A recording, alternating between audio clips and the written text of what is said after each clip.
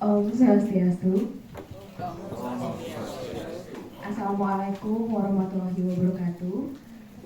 Salam sejahtera untuk kita semua. Shalom, nama budaya, Rahayu. Puji syukur kita panjatkan kepada Tuhan Yang Maha Esa sudah memberikan kesempatan, sudah memberikan kehadirannya kepada kita semua. Atas restu dari beliau kita dapat berkumpul bersama untuk melaksanakan seminar bimbingan kita pada hari ini. Untuk seminar hari ini kita diisi dengan topik diseminasi budaya positif dengan dua orang narasumber kita yang sudah ada di depan kita pada hari ini.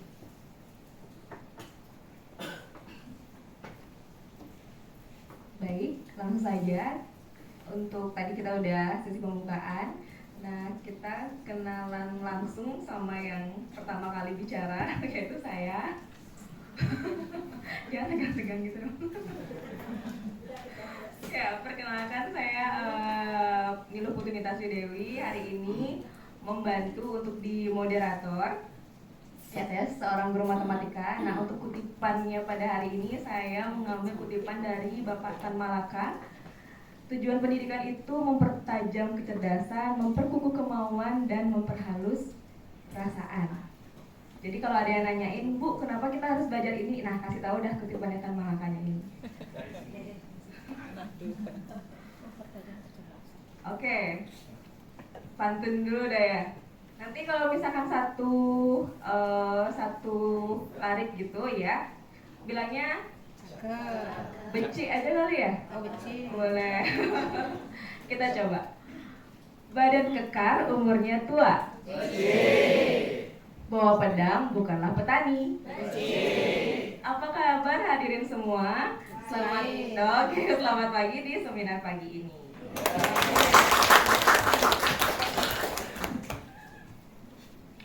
Baik, sebelum kita kenalan nanti ke narasumber, kita lanjut ke mendengarkan lagu kebangsaan Indonesia. Untuk pada hadirin silakan untuk berdiri dengan sikap bersuara.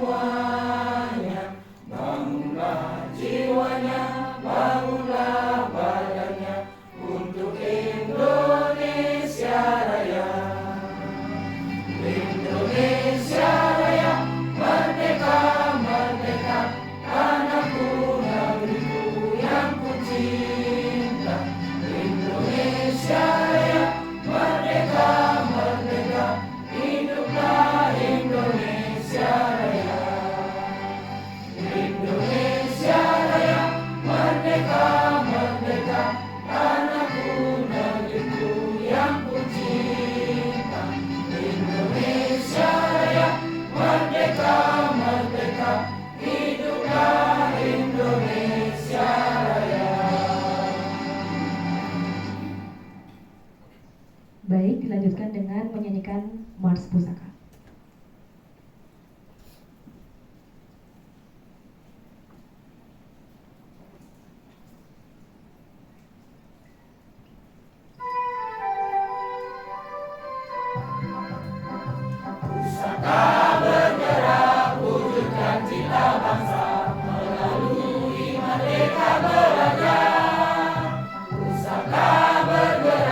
Berbagi praktek baik.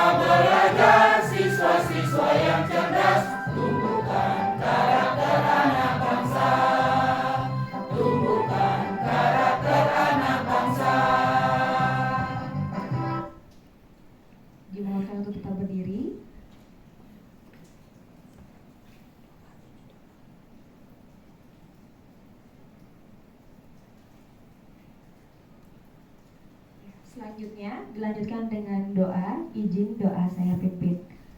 Sebelum melanjutkan kegiatan ini, mari kita berdoa menurut agama dan kepercayaan masing-masing. Berdoa dipersilakan.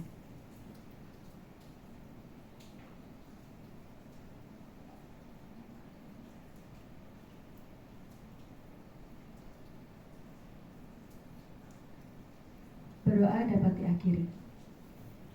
Hadirin dipersilakan untuk duduk kembali.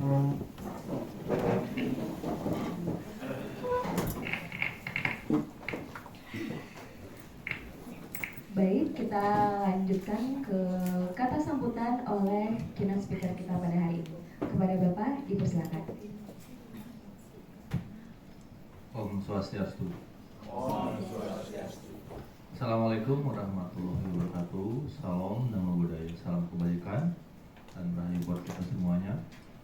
Yang kita hormati Bapak Ketua Pusaka dan pengurus yang lainnya, yang juga yang hormati Ibu Moderator, utamanya kepada Bapak dan Ibu narasumber yang dalam hal ini dari CGP, mana sekolah kita ada 2 CGP di angkatan 10 ya, 10, yaitu Pak Komang dan Bu Mira. Pak Komang sekaligus Ketua Panitia Pusaka dan Bu Mira hari ini adalah tampilan yang terakhir di sekolah kita. Ya, karena untuk selanjutnya beliau sudah pindah tugas ke SD 2 Batu Iti. Dan kayaknya juga kemarin ada seminar ya dia. Sudah selesai. Nah, lancar ya? Ya, dari tingkat nasional itu di Medan menang beliau. Jadi sekali lagi selamat, dan yang juga saya hormati kepada Bapak Ibu utamanya dari peserta seminar, anggota pusaka. Puja dan bersyukur kita panjatkan kepada Tuhan Yang Maha Kuasa, dan tentu atas rahmat beliau kita diberikan kesehatan untuk melanjutkan tugas-tugas dinas yang pada hari ini jadwalnya adalah diseminasi masalah penubasan budaya positif, yang juga merupakan bagian tugas dari beliau berdua dari CGP. Saya sering dulu mendengar penubasan budaya positif, karena kita baru kali ini ada CGP di sekolah kita, dan akhirnya juga kita tiba pada saatnya seperti apa penubasan budaya positif seperti itu secara resmi. Sebentar lagi mari kita ikuti, nikmati secara berbagi pada hari ini, walaupun saya duga dan saya yakin bahwa kita sekalian selama ini sudah berbudaya positif. Mari sebentar kita cocokkan apa yang selama ini sudah dapat kita lakukan untuk bangsa dan negara, apa yang kurang. Mari kita sama-sama untuk mengevaluasi diri, mengintrospeksi diri, lalu menindaklanjuti dengan rencana tindak lanjut agar kedepannya anggota dari Kombel Pusaka yang bagian dari anggota Sepensaka nanti kedepannya terus tumbuh kembang untuk lebih meningkat seperti salam menanjak gitu. Oke, pantus ada perubahan. Nah, ini ke tujuan kita. Bapak Ibu sekalian, pada hari ini seperti yang saya sampaikan tadi, akan kita dapat ilmu berbagi dari sahabat kita. Oleh karena itu, sebentar lagi mari kita ikuti dengan baik apa dan seperti apa. Semoga ada manfaatnya. Dari saya itu saja, maka kegiatan seminar berbagi budaya positif di SMP Negeri 1 Kuitang Kalimantan terkait dengan tugas dari CGP beliau berdua secara resmi saya nyatakan dibuka. Terima kasih. Om Santi Santi Santi Om. Assalamualaikum warahmatullahi wabarakatuh. Lanjutkan. Ya, baik, terima kasih. Oke, kita seperti biasa akhirnya untuk menyepakati seminar pada hari ini. Yang pastinya untuk kesepakatan yang pertama, peserta dimohon untuk mengikuti kegiatan dari awal hingga akhir, berpartisipasi aktif dan semangat selama seminar berlangsung. Peserta diperbolehkan berdiskusi dan saling memberikan saran serta masukan pada sesi tanya jawab. Dan sertifikat hanya diberikan kepada peserta yang hadir dan mengikuti kegiatan sampai akhir. Bisa disepakati? Baik. Ya, selanjutnya kita akan berkenalan dengan narasumber atau teman belajar kita pada hari ini. Yang pertama, ada Bapak Ikoma Agus Sudiarto SS, di mana latar belakang beliau guru SMP Negeri 1 Kerampitan, merupakan guru bahasa Inggris dan juga salah satu penggerak komunitas pusaka. Kutipan pada hari ini adalah bermimpilah yang besar dan selalu berani untuk gagal. Oh ya, boleh.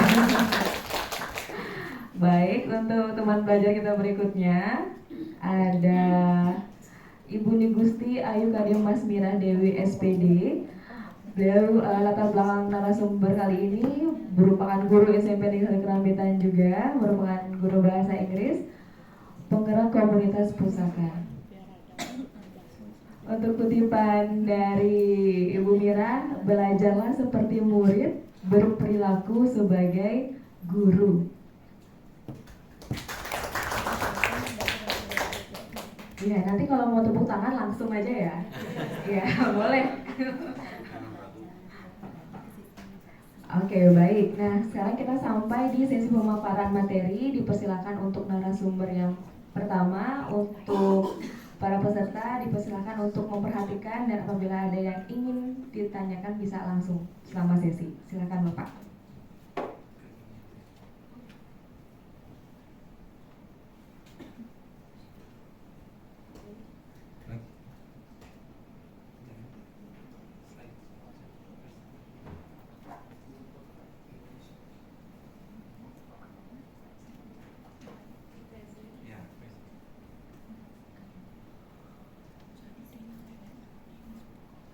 Ya. Terima kasih Bapak Ibu. Mungkin langsung slide-nya aja dulu. Ya. Pada hari ini terima kasih banyak untuk Bapak Ibu sekalian, terutama untuk Bapak Kepala Sekolah yang sudah memfasilitasi juga, pada rekan-rekan semuanya. Ini Tiang dari CGP Angkatan 10 mempunyai tugas untuk melaksanakan diseminasi budaya positif. Mungkin Bapak Ibu sudah mengenal diseminasi budaya positif. Tapi kita akan belajar bersama-sama. Kita di sini kita bukan menggurui, tapi sebagai teman belajar. Izin Bapak Ibu, Tiang untuk berdiri.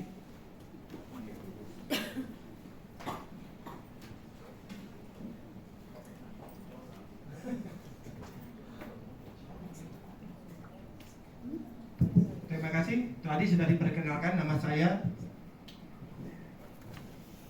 Ikoma Agus Sudiarto, tempat tanggal lahir negara 21 Mei 1980, di anak negara ya, negarawan. Hobi nonton MotoGP, mungkin ada yang sama dengan saya. Tempat tugas adalah ya, SMP Negeri 1 Kerampitan CGP Angkatan 10 Kabupaten Tabanan. Oke, untuk membakar semangat untuk acara hari ini, Tiang ingin Bapak Ibu menyuarakan, menyemangati diri sendiri dengan yel-yel kita. Tiang kasih contoh dulu ya. Semangat pagi sudah tahu jawabannya. Udah? Kalau saya bilang Spensaka Jaya Jaya Jaya. Untuk pusaka, pusaka bergerak dengan hati untuk Spensaka. Sudah? Bergerak dengan hati untuk Spensaka. Bisa dipahami? Oke, silakan sekarang untuk berdiri. Ayo kita semangat. Bergerak dengan hati Spensaka. Oke. Bukan selamat pagi yang saya bilang adalah semangat pagi. Oke? Semangat pagi. Pagi. Luar biasa. Tetap semangat. Spensaka Jaya. Pusaka bergerak dengan hati untuk Spensaka. Oke, tepuk tangan untuk Bapak Ibu. Sini silakan duduk ya. Tadi moderatornya punya pantun yang juga berpikir tadi bilang ada gula, ada semut ya. Model ini saya berpikir tolong dipahami. Nanti kalau satu bait ada saya berbicara bilang becik. Nggih? Sekali. Oke, ada gula, ada semut. Ada buaya mulut lancip di Pulau Bangka. Bapak Ibu, mari kita sambut budaya positif di Spensaka. Terima kasih Bapak Ibu. Seperti tadi saya sudah sampaikan, ini adalah sebagai salah satu tugas kami di CGP Angkatan 10 untuk mendiseminasikan budaya positif. Oke Bapak Ibu, budaya positif adalah keyakinan dan nilai yang disepakati yang menjadi kebiasaan bersama yang akan dilakukan dalam waktu lama. Digarisbawahi dalam waktu lama. Seorang guru yang baik, saya yakin Bapak Ibu semuanya, guru-guru Spensaka adalah seorang guru-guru yang baik, harus mempunyai kemampuan dalam mewujudkan budaya positif di sekolah.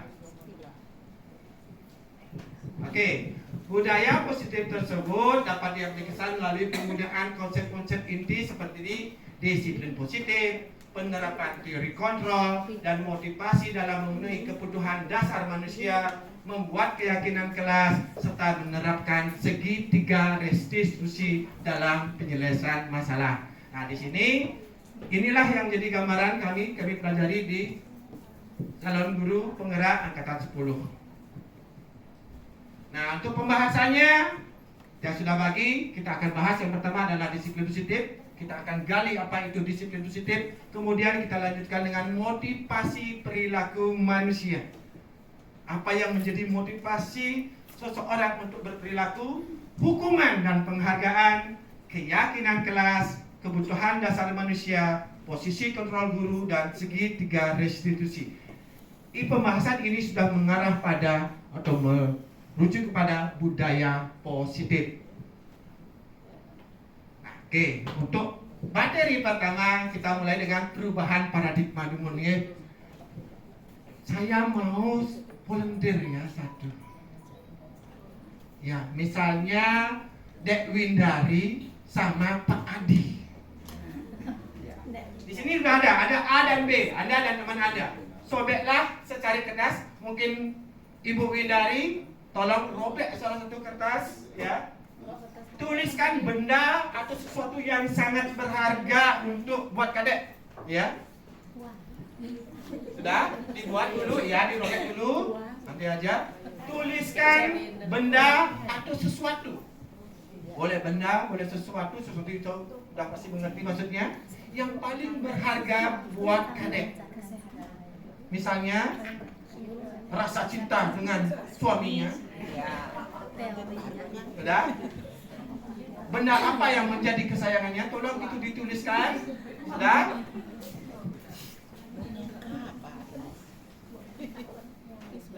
Sudah deh? Sudah. Oke. Kemudian letakkan surat keterangan dan genggam benda atau sesuatu tersebut dengan segala daya. Ya. Ya, pertahankan itu. Ya. Pertahankan itu sesuatu yang paling berharga buat kita. Ya. Ya. Teman Anda di sini adalah Pak Adi akan mencoba sekuat tenaga dengan berbagai cara untuk meminta kadek untuk membuka kepala itu. Ya. Pak Adi, ya, Pak Adi bisa membujuk, merayu, mengancam, mengajak, bisa juga menyuap supaya Dek Windari membuka kepala tersebut. Silakan, ayo. Ayo. Bagaimana Pak Adi merayu, misalnya dia matamu sangat indah, apa sih yang ada di bisa? Iya, langsung dirayu. Biar dirayu biar kadek Windari bisa buka kepalanya. Oke. Lihat sini. Kalau dari pandang, seharusnya si Krishna kan lebih dekat dia. Krishna mundur mana? berjuang Sah.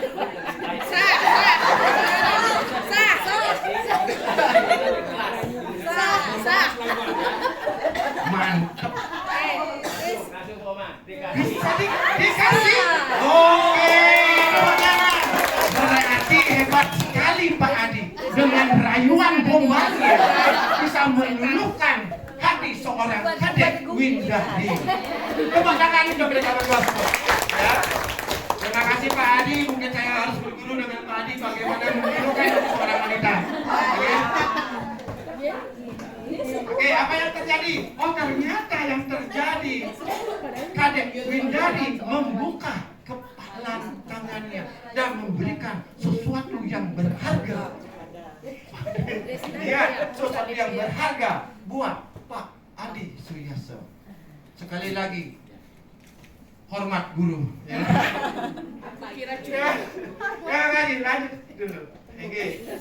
Ternyata sudah. Tadi udah, kira-kira apakah Anda membuka kepala tangan Anda dengan rujukan godaan saat teman Anda? Mengapa? Saya mau nanya dulu sama Windari, kenapa Dek Windari bisa membuka kepala tangan?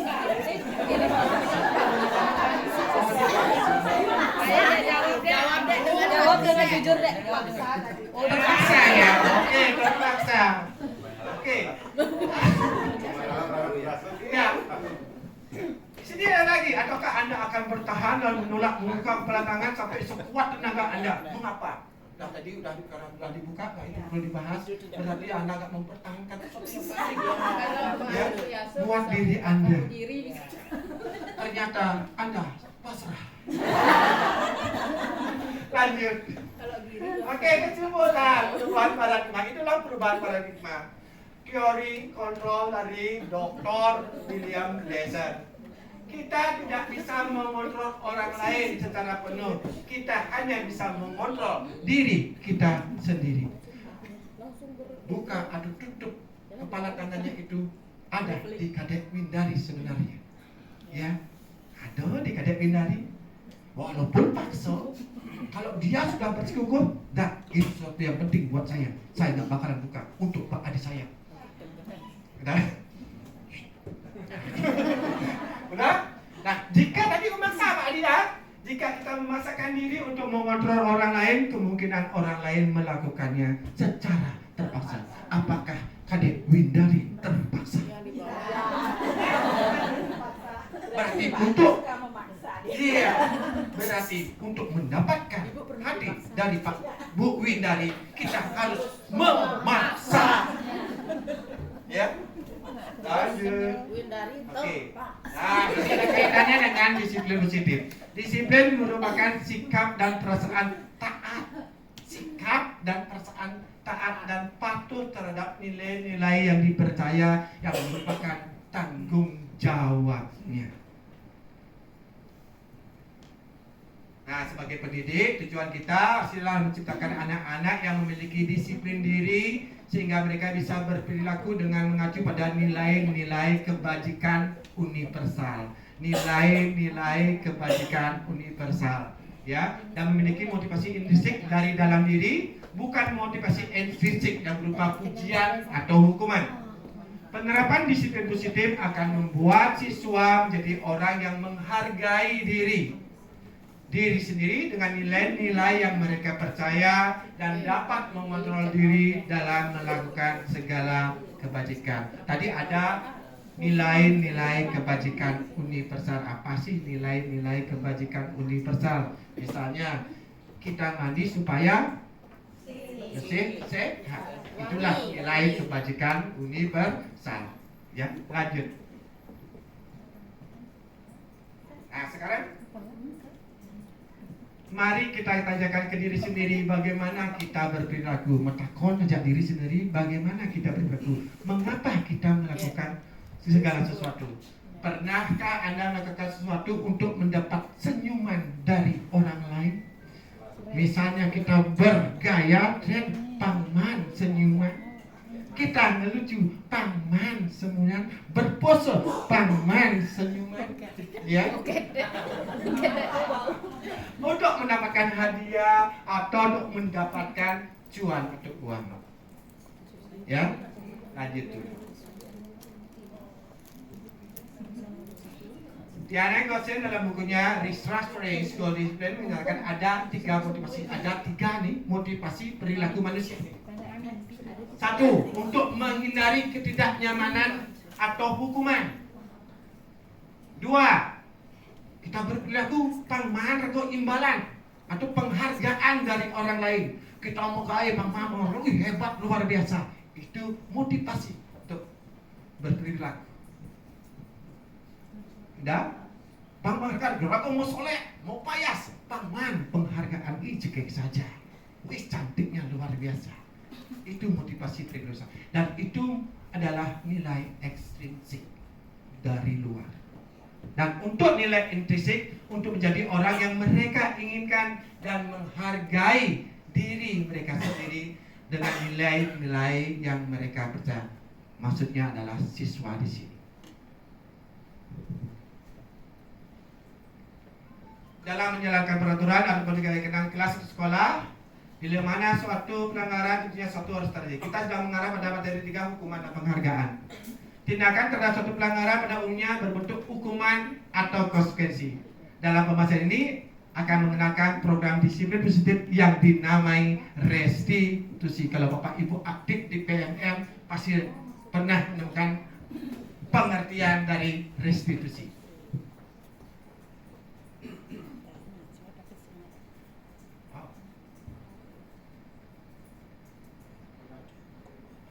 Ya. Untuk hukuman, ya, hukuman itu apa sih hukuman dan konsekuensi dulu? Mungkin Bapak Ibu sudah tahu dan mungkin pernah memberikan hukuman, termasuk saya pernah memberikan hukuman kepada murid. Apa sih itu hukuman? Hukuman itu adalah sifatnya tidak terencana Bapak Ibu. Dan murid tidak tahu apa yang akan terjadi. Dalam hukuman, murid tidak dilibatkan. Kita yang berkuasa, gitu kan? Iya. Berupa bersifat satu arah, tidak ada 2 arah, hanya mengarah pada guru. Bersifat satu arah. Tanpa kita menanyakan apa sih alasannya, itu hukuman. Berupa fisik maupun psikis. Psikis disakiti dengan perbuatan dan kata-kata.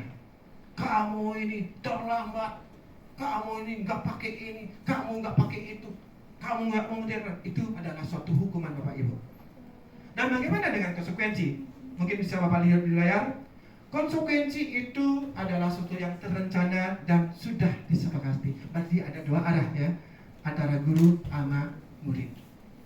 Dibuat guru dan murid sudah tahu sebelumnya, serta konsekuensi diberikan berdasarkan data yang diukur berapa kali pelanggaran. Angkudoyo melanggar, diukur ya.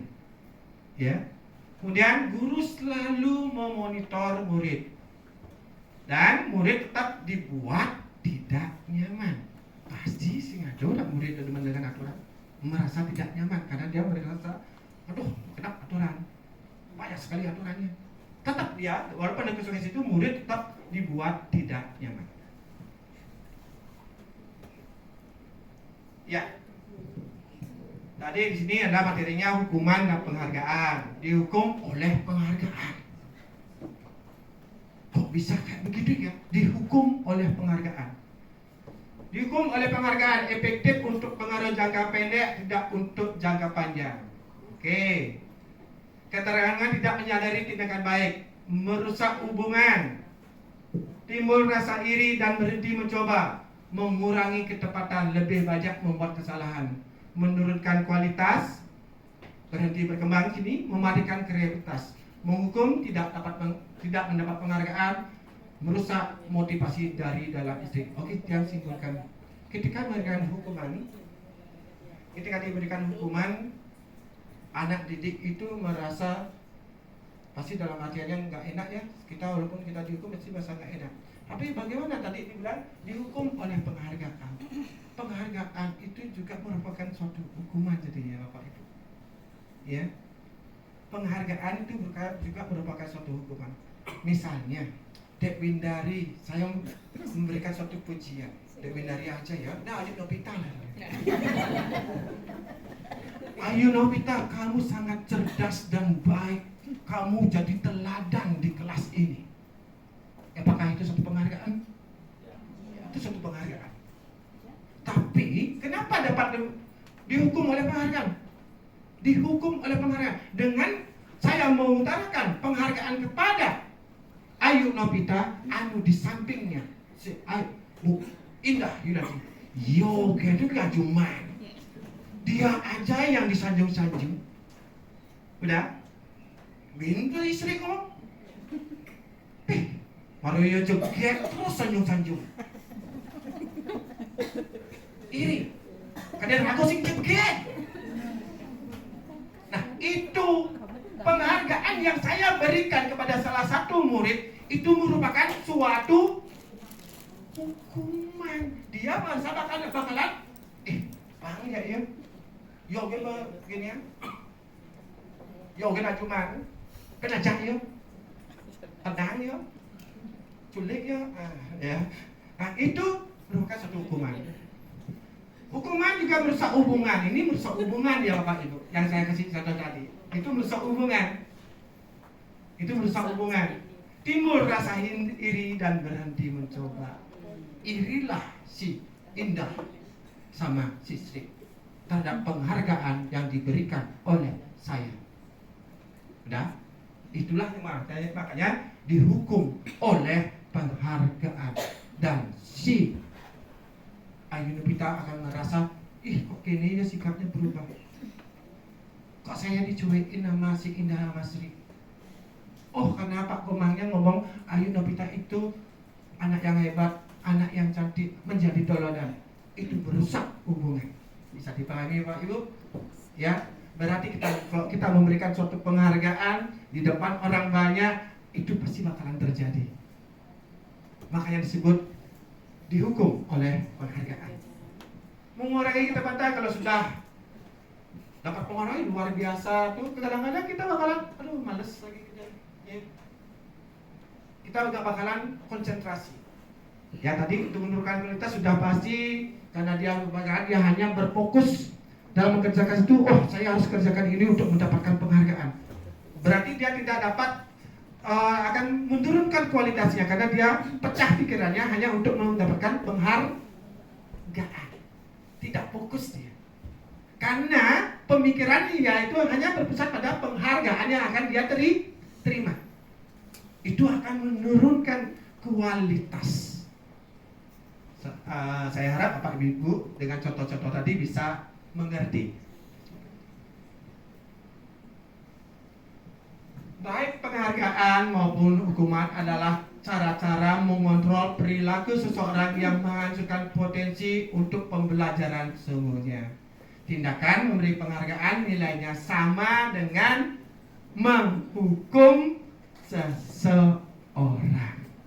Saya garis bawahi, tindakan memberi penghargaan nilainya sama dengan menghukum seseorang. Tadi kita berbagi di sini, oh kan begitu ya, kenapa disebut penghargaan itu sama dengan menghukum? Ya. Nah, di sini restitusi menjadi sebuah pendekatan untuk menciptakan disiplin positif. Nanti kedepannya saya akan jelaskan, kita berbagi apa sih itu restitusi. Nah, apa sih yang harus diselesaikan? Menghukum sing dadi, memberikan penghargaan sing dadi. Gimana seorang guru harus bertindak? Jangan ada bentuk program kebajikan dengan apresiasi. Kita berikan apresiasi kepada siswa. Ya. Dalam memberikan apresiasi atau pengakuan di sini perlu diingat beberapa hal. Beri pengakuan secara khusus. Beri pengakuan secara pribadi. Udah? Beri pengakuan pada semua murid, tapi sini semua murid itu diberikan apresiasi. Supaya tidak merusak hubungan, supaya tidak ada yang merasa iri, kita berikan. Siswa itu apresiasi secara bergantian. Kamu sudah bagus, walaupun ya kurang ya, sudah bagus, sudah luar biasa, tingkatkan lagi. Ayo, kamu sudah punya wawasan yang bagus. Itu seperti contohnya. Beri pengakuan secara konsisten, kita konsisten memberikan pengakuan kepada siswa. Dan fokus pada proses.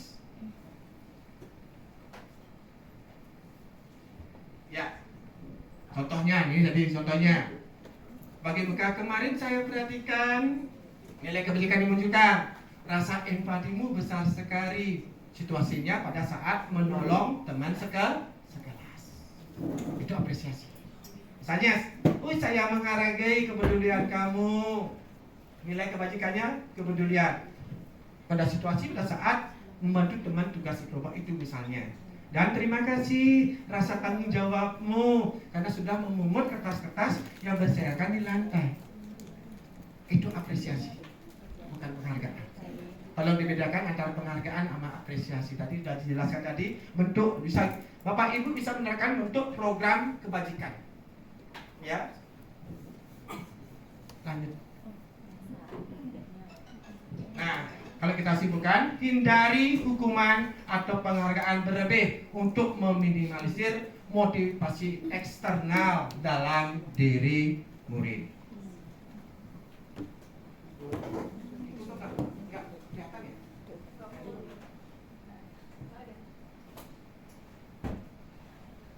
Kok bisa?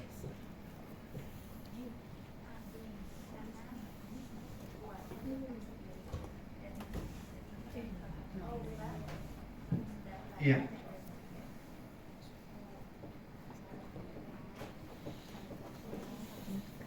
Oke.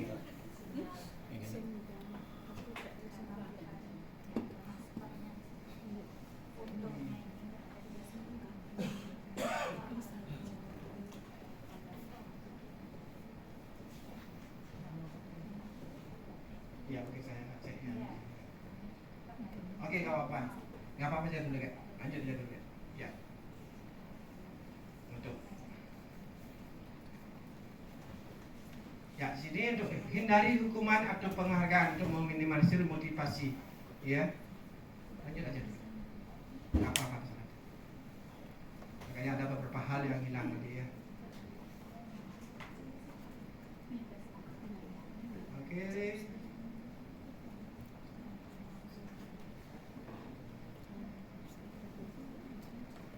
Ya.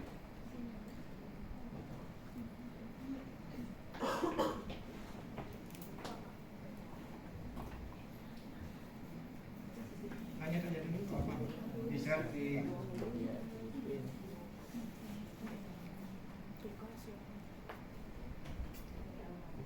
itu dalam untuk video ya.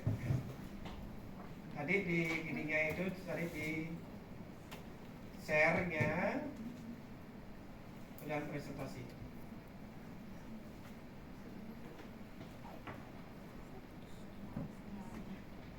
Ya, nanti sinyalnya akan diperkuat oleh Pak Warana ya. Ya, mohon bersabar dulu.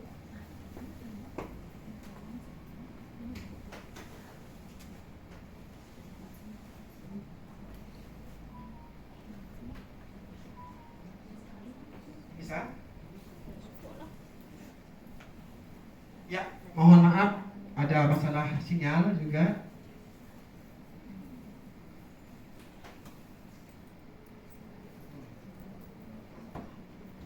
Apa pakai HP saya laptop saya, laptop apa aja tuh?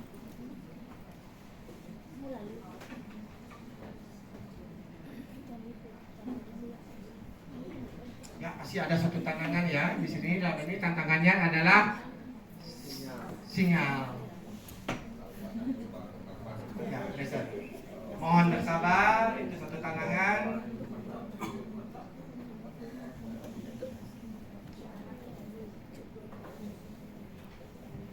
Kasih di sini aja. Klik lagi. Ya. Ya. Yang stop itu ambilnya lagi. Nah, lanjut.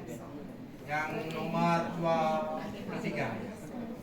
Ya, tadi udah untuk hindari kuman.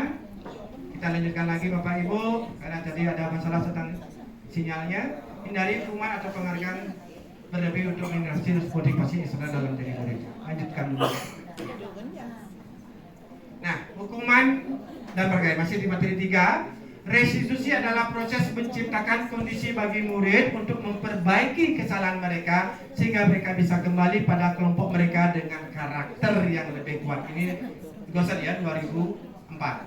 Restitusi juga proses kolaboratif yang mengajarkan murid untuk mencari solusi untuk masalah dengan membantu murid berpikir tentang orang seperti apa yang mereka inginkan dan bagaimana mereka harus memperlakukan orang lain. Restitusi adalah sebuah pilihan, bukan menebus kesalahan, tapi belajar dari kesalahan. Makanya saya sering bilang sama murid-murid, belajar dari salah. Jangan takut salah, tapi ketika buat salah, belajarlah dari kesalahan.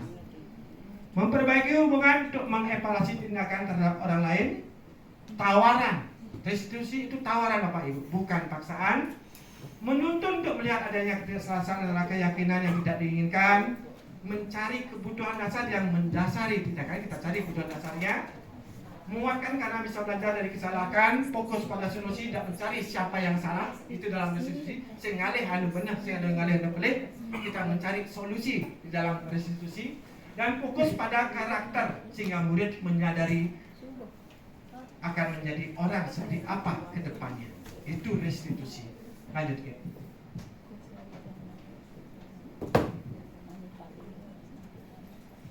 Ya, sekarang kita mengarah pada keyakinan kelas. Mungkin Bapak sudah di awal pembelajaran nanti, mohon perhatian Bapak Ibu, di awal pembelajaran nanti buatlah suatu keyakinan kelas. Nanti saya harapkan untuk kedepannya, ketika sudah mulai pembelajaran semester 1 tahun 2024-2025, mulailah kita masuk ke kelas dan membuat suatu keyakinan kelas. Oke. Keyakinan itu nilai-nilai kebajikan universal yang disepakati secara tersirat, lepas dari latar belakang, suku, agama, negara maupun bahasa. Guru berperan dalam mewujudkan bentuknya keyakinan kelas atau sekolah, bukan keyakinan kelas saja, tapi keyakinan sekolah. Ya, tadi sudah ada di sini berupa penjelasan universal yang bersifat positif. Tidak terlalu banyak. Kalau buat keyakinan kelas itu nggak usah banyak-banyak Bapak Ibu, ya. Yang penting itu mudah diingat dan mudah dipahami oleh siswa. Dalam buat keyakinan itu nggak usah terlalu banyak. Berapa tahu keyakinan kelas kamu? Ya, ada berapa? Ada 20. Ingat kamu? Tidak. Buatlah yang berapa aja. 5 yang mudah untuk diingat dan mudah dipahami oleh siswa. Nah, keyakinan itu dapat dilakukan di lingkungan sekolah ya. Semua kelas berkontribusi lewat kegiatan curah pendapat, bersedia meninjau kembali keyakinan kelas dari waktu ke waktu. Lanjut ya. Nah, di sini mungkin Bapak Ibu sudah pernah buat keyakinan kelas. Prosedurnya itulah siswa menulis keyakinan yang mereka inginkan. Bang malu murid ya, kasih muridnya menuliskan apa yang mereka yakini. Kemudian guru dan siswa mengulas keyakinan yang telah tertulis. Diulas lagi keyakinan tertulis. Oh ya ini datang tepat waktu. Oh berarti diulas lagi, dituntun muridnya. Kemudian guru dan siswa di sini memilah keyakinan kelas yang penting. Kemudian mengubah keyakinan kelas menjadi kalimat positif seperti jangan membuang sampah sembarangan. Kita buatlah jadi kalimat positif, buanglah sampah pada tempatnya. Jangan ada kata tidak. Tadi sudah sempat disinggung oleh Bapak. Jangan pemikiran kalimat yang negatif, tapi kita buat satu kalimat yang positif. Sudah. Itu tadi sudah dikasih contoh, mengecek dan menyemangati keyakinan kelas. Kalau Bapak Ibu mau dibuat cek, oh udah bagus keyakinan kelasnya, kemudian dibuatkan dalam bentuk kanvas dan kemudian ditandatangani. Dan itu sebagai acuan Bapak Ibu untuk misalnya 1 semester. Ini loh keyakinan kelas kita pada 1 semester. Ini lanjut. Ya. Contoh keyakinan kelas. Nih kita yang ambil nih dari pelajaran keningnya. Kami guru dan peserta didik di kelas 1A meyakini untuk datang tepat waktu, hormati guru dan teman, angkat tangan jika ingin bicara, dengarkan penjelasan guru, rapikan buku setelah belajar, belajar dengan aktif dan tertib, makan minum di luar kelas. Karena di sini masih kita banyak dilihat anak-anak masih makan dan minum di dalam kelas ketika istirahat. Buatlah keyakinan seperti ini, ya. Membuang sampah pada tempatnya, bermain di halaman. Kalau ada yang berlari-larian, jangan bilang jangan lari, enggak, ya, bermain di halaman. Jangan juga bilang hati-hati berlari atau pelan-pelan berlari. Itu enggak. Kode kalimatnya itu pelan-pelan berlari. Nak berlari sih mungkin pelan. Ya. Penggunaan bahasa tolong juga dicermati. Jujur dalam ujian, minta izin sebelum keluar kelas. Inilah contoh-contoh keyakinan kelas yang mungkin Bapak bisa Ibu terapkan ketika memasuki kelas pada awal pembelajaran tahun ini. Kita mulai, kita pertemuan pertama, buatlah keyakinan kelas dulu. Jangan langsung ujuk-ujuk materi. Perkenalan langsung materi. Siap anak-anak. Buat dulu keyakinan kelas. Ya. Lanjut. Nah, sekarang kita marah kebutuhan dasar manusia. Tadi masalah dharma itu masih ada satu kebutuhan dasarnya yang tidak terpenuhi. Kebutuhan dasar manusia. Seluruh tindakan manusia memiliki tujuan tertentu. Semua yang kita lakukan adalah usaha yang terbaik kita untuk mendapatkan apa yang kita inginkan. Ketika kita mendapatkan apa yang kita inginkan, sebenarnya saat itu kita sedang memenuhi satu atau lebih dari satu kebutuhan dasar kita.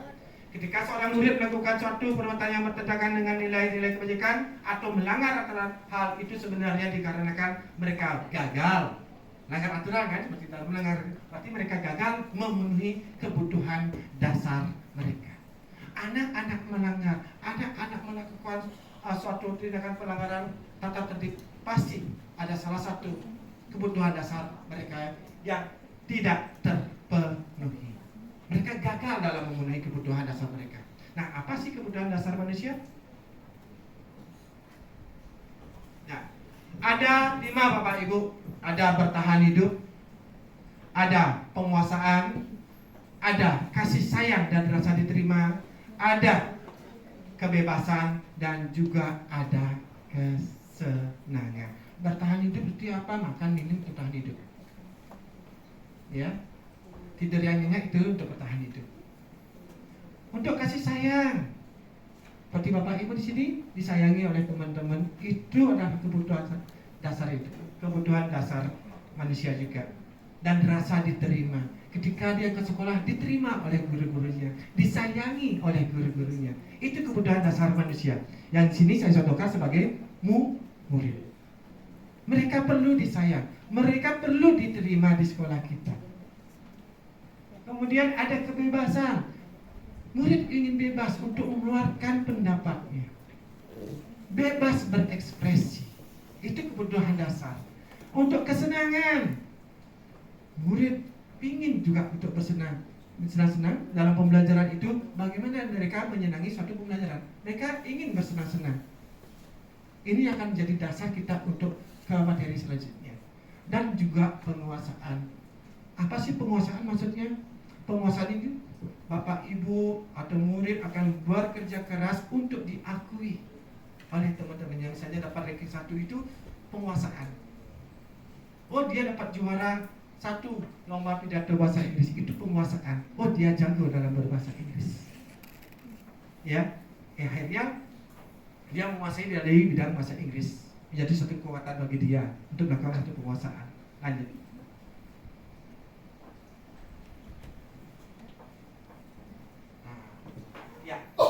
Sekarang Bapak Ibu, kita mengarah pada 5 posisi kontrol. Sebelum ini saya ingin Bapak Ibu benar-benar menghayati, ya, merefleksikan diri Bapak Ibu selama 1 tahun ini yang Bapak Ibu sudah lakukan, berinteraksi dengan siswa. Refleksikan diri Bapak Ibu, ya. Nanti kita akan mempelajari, sebelum mempelajari 5 posisi kontrol guru, Bapak Ibu, saya ingin ajak menonton video ini dan merefleksikan diri Bapak Ibu. Bisa dipahami? Ya. Silakan Ibu.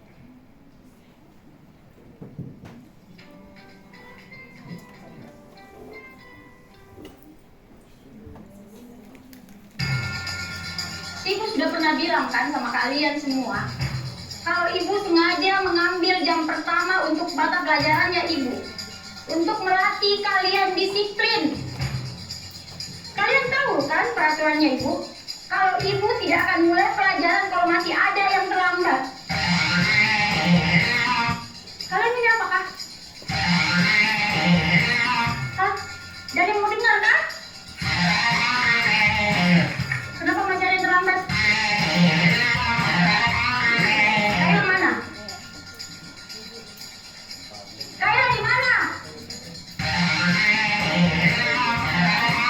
Pokoknya ibu sudah bilang, ibu tidak akan mulai pelajaran kalau ada yang terlambat. Kayla, sini kok. Apa lagi alasanmu Kayla? Ya. Hah? Ketiduran kau lagi? Macet kau! Mana bu? Begini bu. Mental kau Kayla, dia kerok. Gara-gara kau, kita semua hampir tidak belajar. Mental ini, hukum saya bu. Sudah. Jangan lagi mental. Kayla duduk kok. Tapi ingat kok besok, kalau kau masih terlambat begini, ibu tidak akan mulai pelajaran lagi.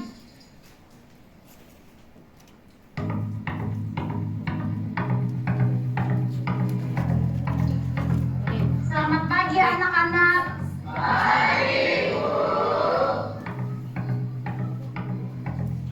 Betul-betul ini kayak lagi, tidak ada tobat-tobatnya. Kemarin sudah dilempari nih gara-gara terlambat masuk kelas. Ada yang tahu kemana Kayla? Assalamualaikum. Oh, kak terlambat. Tidak usah banyak alasan. Berdiri ke depan. Sepanjang pelajarannya ibu hari ini, kok berdiri terus di depan? Dede terlambat sih.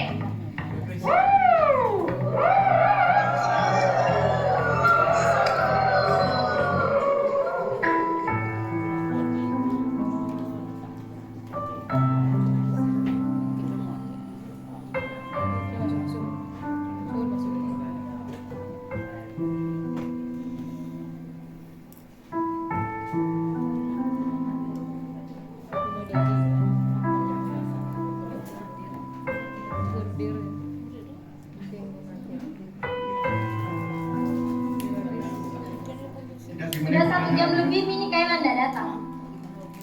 Kira-kira ada yang tahu kemana Kayla? Mungkin hari ini tidak masuk ibu, karena takut dikasih surat ke orang tuanya.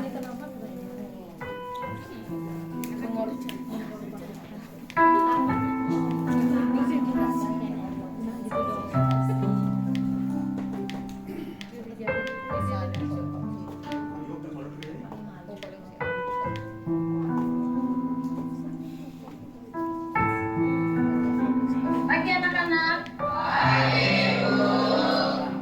Silakan duduk untuk videonya.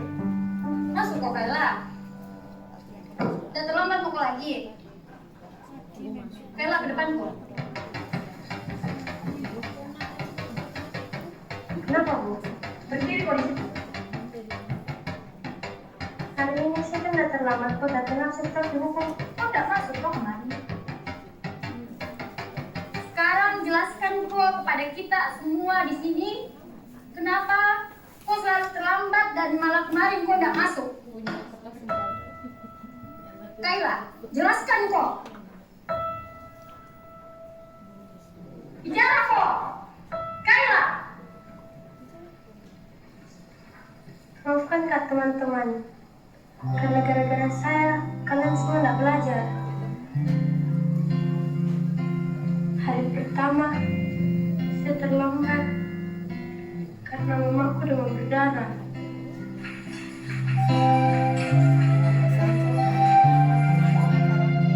Harus diantar ke rumah sakit sebelum saya di sekolah.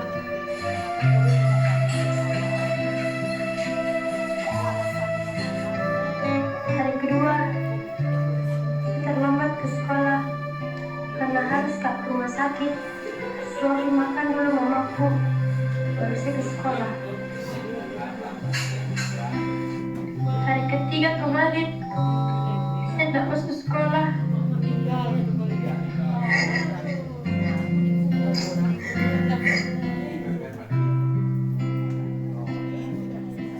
Teringatku hadirmu bunda.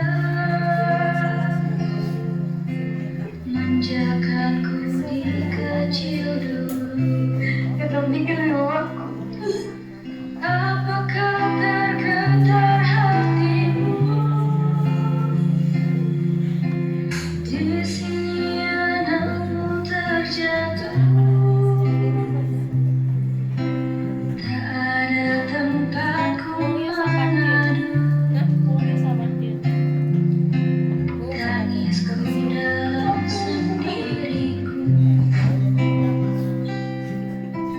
bukan karena mamaku suruh kerja di insinyur, tak bakalan Kak masuk sekolah hari ini.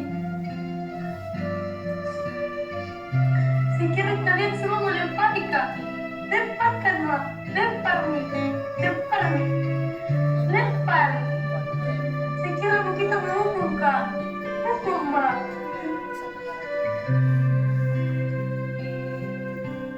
Apakah tergetar hatimu? Di sini anakmu terjatuh.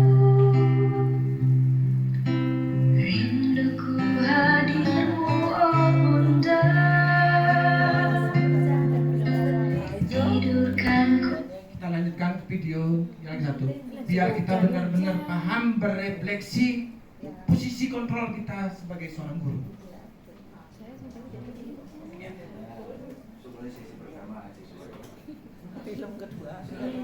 لو كان بيننا الحبيب لدنا القاسي والقريب من طيبة قبل المغيب طالبا قرب الحبيب بقربه النفس طبيب واتقوا الله فيجيب أنوار طه لا تغيب بلغنا لقاه يا مجيب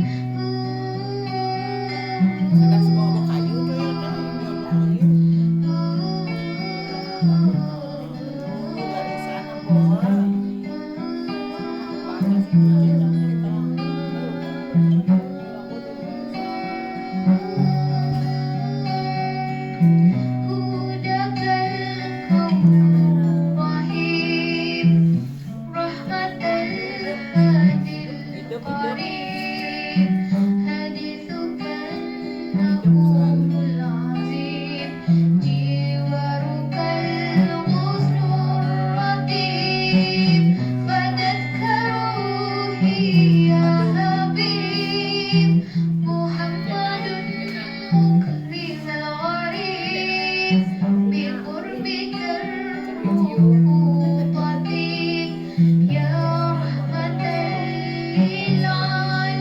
للعالمين يا حبيبي يا محمد يا طبيبي يا ممجد أنت ذو الفضل المؤيد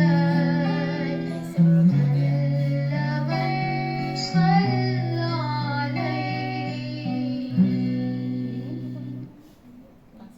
لو كان بيننا الحبيب لدنا القاسي والقريب من طيبة قبل المغيب طالبا قرب الحبيب بقربه النفس طبيب واتقوا الله فيجيب أنوار طه لا تغيب بلغنا لقاه يا مجيب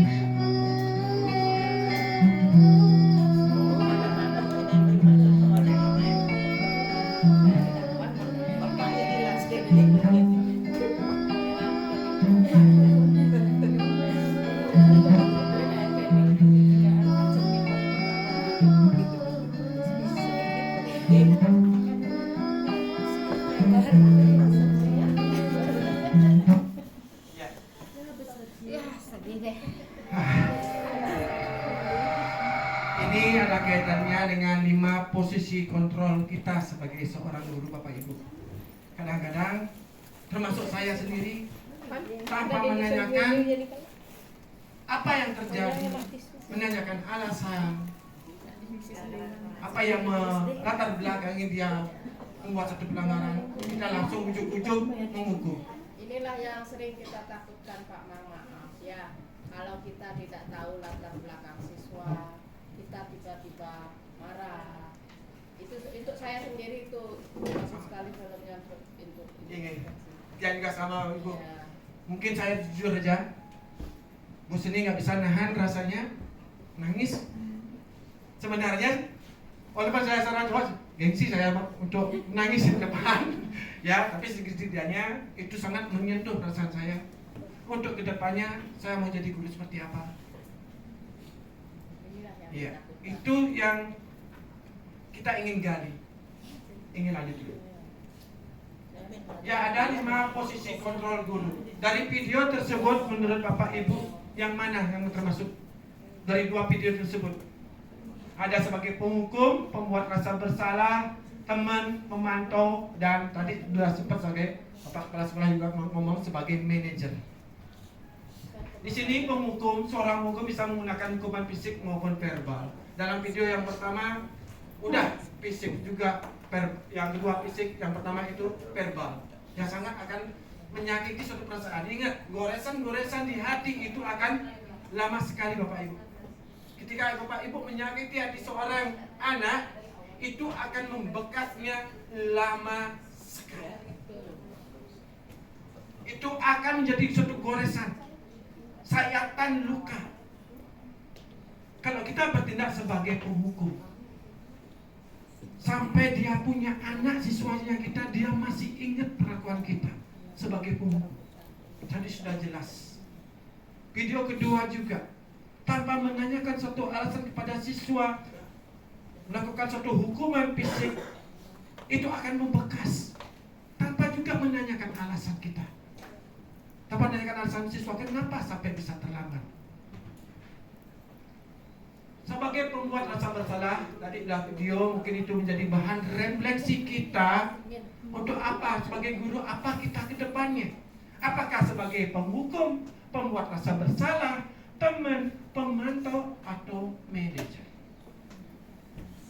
Ya, penghukum seorang tadi dilakukan bisa menggunakan hukuman fisik maupun verbal. Patuhi saya, awas kalau kamu terlambat lagi. Itu udah mengarah pada penghukum verbal. Sebagai pembuat rasa bersalah, biasanya guru akan bersuara lembut, Bapak Ibu. Ya, Bapak sangat kecewa, itu nggak boleh. Ya, itu pembuat rasa bersalah. Mereka akan merasa dirinya itu adalah orang yang gagal. Tidak boleh kita bilang, Bapak sangat kecewa sekali dengan kamu. Ya, tidakkah kamu melihat orang tua kamu? Nggak kasihan. Itu tidak boleh karena kita memposisikan siswa itu sebagai orang gagal, bukan orang sukses. Ya, lanjut teman. Pada posisi ini tidak ada yang menyakiti, namun akan tetap berupaya mengontrol murid secara prinsip. Ayo bantulah demi Bapak ya, itu sebagai teman. Untuk memantau kalau kena memantau pasti ada satu aturan Bapak Ibu. Ya, memantau berarti mengawasi, posisi memantau berdasarkan peraturan dan konstitusi. Peraturan apa? Apa yang telah kamu lakukan? Sanksi atau konstitusi apa? Itu sebagai memantau, ya. Dan apa? Dan sebagai manajer, posisi di mana guru berusaha satu bersama dengan murid, mempersilahkan murid mempertanggungjawabkan perilakunya, mendukung murid agar dapat menemukan solusi atas permasalahannya sendiri. Coba Pak Ibu fokus pada posisi manajer. Posisi manajer, posisi di mana guru berbuat sesuatu bersama dengan murid, mempersilahkan murid, mempertanggungjawabkan perilakunya, mendukung murid agar dapat menemukan solusi atas permasalahannya sendiri. Kita ajak diskusi Bapak Ibu. Kita ajak diskusi. Apa sih yang kamu yakini? Ada keyakinan kelas tadi kita bahas. Apa ingat nggak apa keyakinan kelas? Itu sebagai manajer dan mengarahkan kepada solusi-solusi yang datang dari mana? Dari anak itu sendiri. Kita gali. Apa sih langkah kamu? Apa sih yang kamu yakini? Itulah untuk sebagai posisi sebagai manajer. Oke, jadi sudah posisi kontrol guru. Yang paling utama adalah kalau bisa kita mengarah bukan sebagai penghukum, bukan sebagai pembuat rasa bersalah, teman, pemantau, tapi kita harus berusaha sebagai manajer. Selanjutnya, ya, manajer murid Tadi sudah saya jelaskan juga, murid diajak menganalisis kebutuhan dirinya maupun kebutuhan orang lain dan berkolaborasi dengan murid bagaimana memperbaiki kesalahannya. Kita ajak dia diskusi, Ken kamu untuk memperbaiki kesalahan kamu. Ya, murid dapat menjadi pribadi yang mandiri, merdeka dan bertanggung jawab atas segala perilaku dan sikap dia yang pada akhirnya dapat menciptakan lingkungan positif, nyaman dan aman. Sekali lagi, sebagai fungsi sebagai manajer, kita menemukan motivasi intrinsiknya. Dia sadar dari dirinya sendiri, bukan karena kita. Kita gali potensinya, motivasi intrinsiknya. Ya, Bapak Ibu, lanjut ya. Ya, Bapak Ibu guru hebat, silakan tulis posisi kontrol apa yang selama ini Bapak Ibu sudah terapkan. Silakan untuk di Padletnya.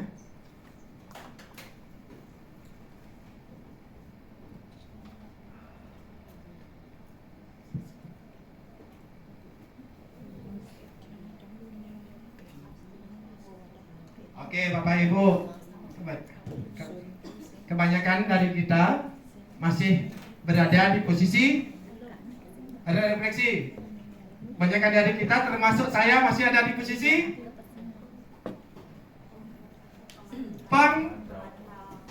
pemantau. Dan jujur aja saya sekali sebagai penghukum juga. Saya sadari itu dengan mempelajari ini, saya menyadari bisa merefleksikan diri saya. Oh, ternyata saya masih ada di posisi penghukum dan kadang-kadang saya juga sebagai pemantau dan juga teman. Tapi kalau bisa nanti Bapak Ibu, ayo kita sama-sama memutuskan budaya bersih. Fungsi kita sebagai manajer, ya, karena di sana kita menemukan motivasi intrinsik siswa. Ayo kita sama-sama lanjutkan. Ya. Nah, itu tadi kan? Ya, lanjut. Ya, sekarang kita mengarah pada segitiga restitusi. Dan kalau sudah menerapkan segitiga restitusi, berarti seorang guru itu sudah menerapkan fungsinya, fungsi kontrolnya sebagai seorang manajer. Setiap kita berinteraksi dengan siswa, pasti kita mengalami suatu permasalahan. Ada siswa yang melanggar, bagaimana kita menangani permasalahan itu? Ya.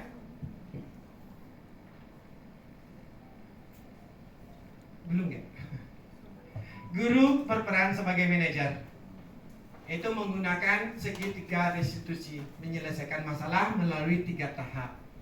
Mungkin kalau yang sudah di PMM, yang Bapak Ibu yang sudah ini PMM, pasti pernah untuk budaya positif, pasti sudah tahu tentang segitiga restitusi. Dalam menyelesaikan suatu permasalahan, kita harus menstabilkan identitas terlebih dahulu. Mengubah anak didik kita dari orang yang gagal menjadi orang yang sukses. 2. Validasi tindakan yang salah. Kalau Tiang bisa simpulkan, kalau validasi tindakan yang salah, kita harus menanyakan alasannya. Kenapa anak sampai berbuat seperti itu? Tanyakan alasannya. Kemudian yang ketiga, menanyakan keyakinan. Tujuannya menghasilkan murid yang mandiri dan bertanggung jawab. Bertanggung jawab atas diri mereka sendiri.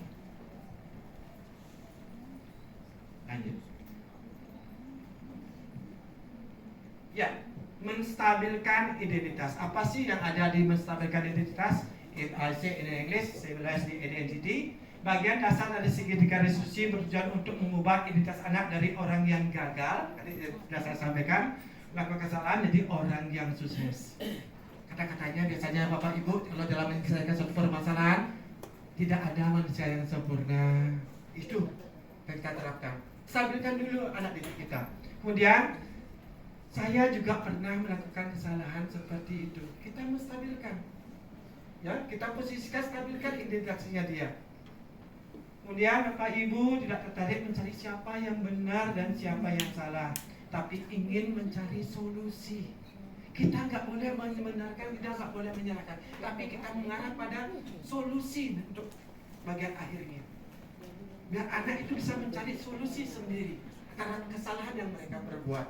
itulah dalam bentuk segitiga restitusi. Dalam hal ini adalah menstabilkan identitas. Lanjut ya. Ya, validasi tindakan yang salah. Kita validasi tindakan yang salah. Setiap tindakan kita lakukan dengan satu tujuan, yaitu memenuhi kebutuhan dasar manusia. Tadi sudah disinggung, kalau anak berlanggar berarti belum memenuhi atau gagal dalam memenuhi kebutuhan dasarnya. Di sini kata-kata yang bisa Bapak Ibu gunakan, padahal, oh kamu kuat kayak gitu ya, oh padahal kamu bisa melakukan yang lebih buruk dari yang ini ya, itu sudah distabilkan. Kemudian tanya alasan, kamu pasti punya alasan mengapa melakukan hal itu. Seperti tadi, anak dihukum ya karena terlambat, guru nggak tahu apa yang menjadi alasan murid sampai terlambat. Pasti semuanya itu punya alasan kenapa sampai terlambat. Ya, tanyakan pada bagian ini, tanyakan kena alasan sampai dia bisa berbuat seperti itu. Lanjut. Ya. Sekarang yang terakhir adalah validasi tindakan yang salah, validate erroneous behavior. Setiap tindakan kita lakukan dengan satu tujuan, yaitu memenuhi kebutuhan dasar. Sudah gitu.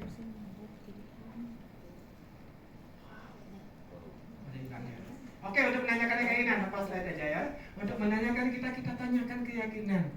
Misalnya kamu tadi ngomong kasar itu, seharusnya biar bertengkar sama si A, seharusnya apa sih yang harus kamu lakukan supaya tidak bertengkar? Menanyakan keyakinannya dia. Dan apa sih keyakinan kelas yang kita punya? Saling mengerti. Apakah kamu sudah saling menghormati, sudah menghargai teman kamu? Itu sebagai contohnya. Dan untuk lebih jelas lagi, mungkin kita masih ada waktu, kita saksikan video dari anak-anak kita kelas 7B.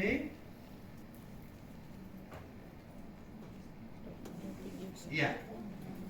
Video praktek segitiga restitusi. Di sini mohon maaf aktifnya tidak terlalu bagus, mungkin kita bisa tonton sama-sama bagaimana yang mana namanya menstabilkan identitas, validasi kesalahan, yang mana yang mengarah pada menanyakan keyakinan. Silakan diputarkan.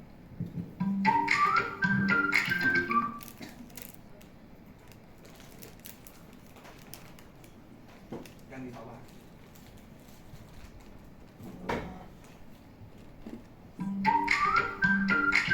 Ini dibuat dadaan Bapak Ibu ya, sebagai salah satu tugas dari CGP.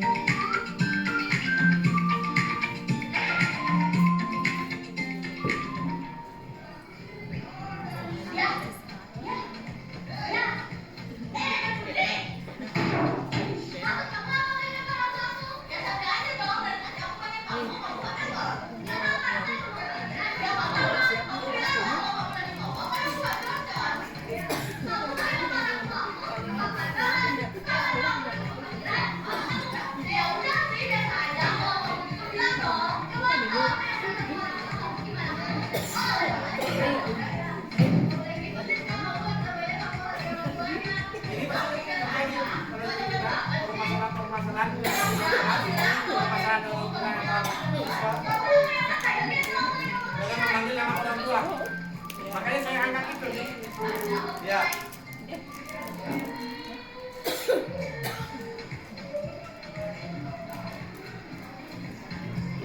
Padahal mereka pengawas.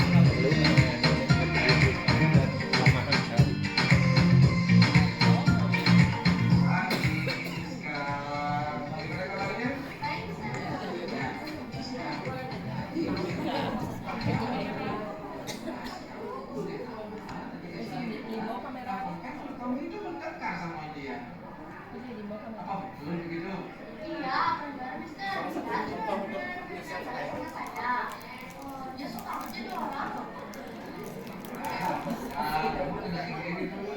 Di sini kita bukan mencari. Ya, di sini kita bukan mencari siapa yang salah, siapa yang benar. Stabilkan dulu. Diskusi yang di hati saya.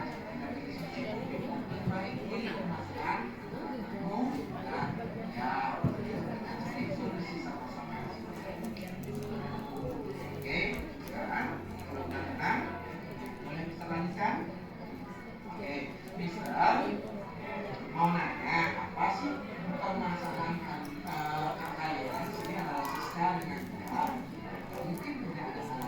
Validasi tindakan salah pasti menanyakan alasan. Seorang guru dalam memvalidasi tindakan yang salah pasti menanyakan alasan kenapa siswa berbuat suatu pelanggaran.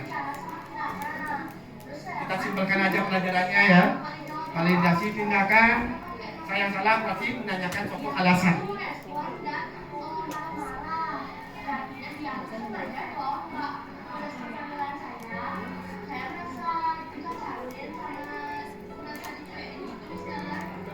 Kalau bisa juga jadi bisa makanan seperti ini ya. Jika ada orang yang terpangan, hai, di depo, dipasangi, ini masih validasi. Sangat memahami perasaan kamu ya. Masih ingat nggak keyakinan kelasnya? Masih ingat nggak keyakinan kelas? Itu tadi mengarah pada menanyakan keyakinan. Keyakinan kelas yang kamu masih ingat. Saling hormat menghormati, saling hargai menghargai, dan saling sayang menyayangi. Oke, kalau bisa kaitkan dengan keyakinan kelas, kenapa masih ingat yang tadi kamu validasi? Seharusnya skala mungkin supaya kita menjadi perkenalan ini.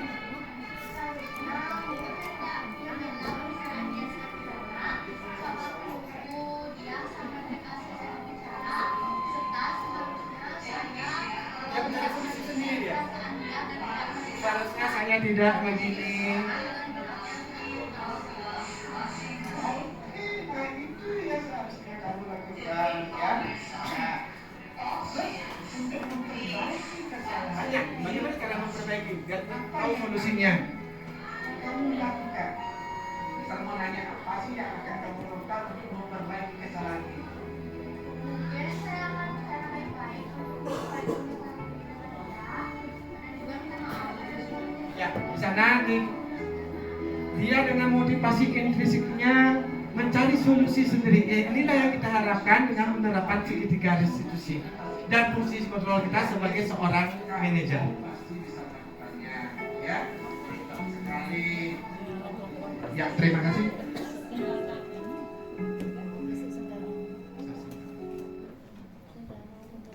Ya, itu Bapak Ibu refleksi. Ya, ini sekarang kita harus berefleksi. Tadi kita sudah apa yang sudah kita paparkan, saya harapkan itu menjadi bahan refleksi bagi Bapak Ibu. Mungkin kita lanjutkan aja dulu untuk mengarah pada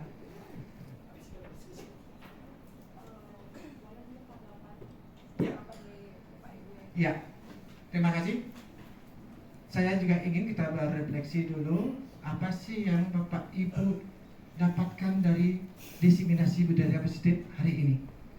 Mungkin ada yang menjawab apakah itu masalah tentang posisi kontrol, segitiga restitusi, keyakinan kelas, kebutuhan dasar manusia. Mungkin Bapak bisa berefleksi. Mungkin dari Pak Yandra tentang posisi kontrol kita sebagai penghukum atau sebagai manajer, begitu Bapak? Ada yang mau berefleksi dulu? Ada? Bagaimana Bapak Ibu?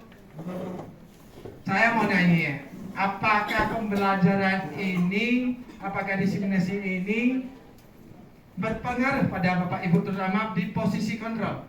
Berpengaruh nggak? Berpengaruh banget ya. Pertama di posisi kontrol kita sebagai seorang guru, bagaimana kita harus membersihkan diri kita sebagai seorang guru. Oke Bapak Ibu.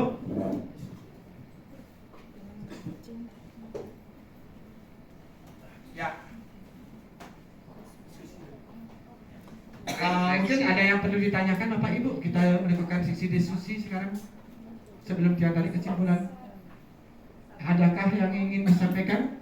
Adakah yang ingin Bapak Ibu utarakan yang masih mengganjal dalam pemaparan tentang budaya positif? Bisa dipahami Bapak Ibu? Ada pertanyaan? Tidak, oke. Kita tarik kesimpulan aja ya untuk pertemuan diskusi budaya positif.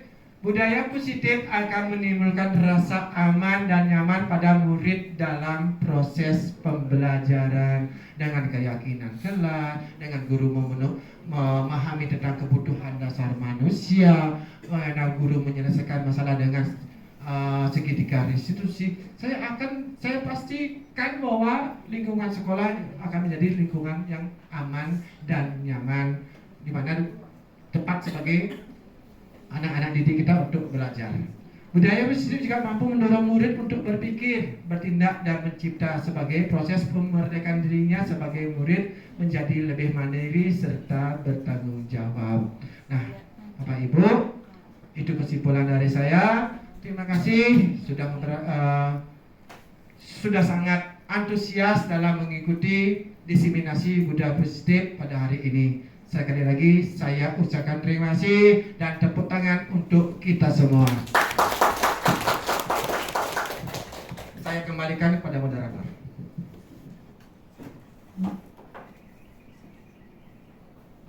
Ya, baik. Terima kasih. Tepuk tangan sekali lagi dong buat pemateri kita yang pertama. Ya, mengingat kita ada satu narasumber lagi dan kalau dilihat-lihat sudah jam 12, apakah mau break untuk makan dulu atau mau dilanjutkan? Atau break dulu ya? Oke, kita break berapa lama?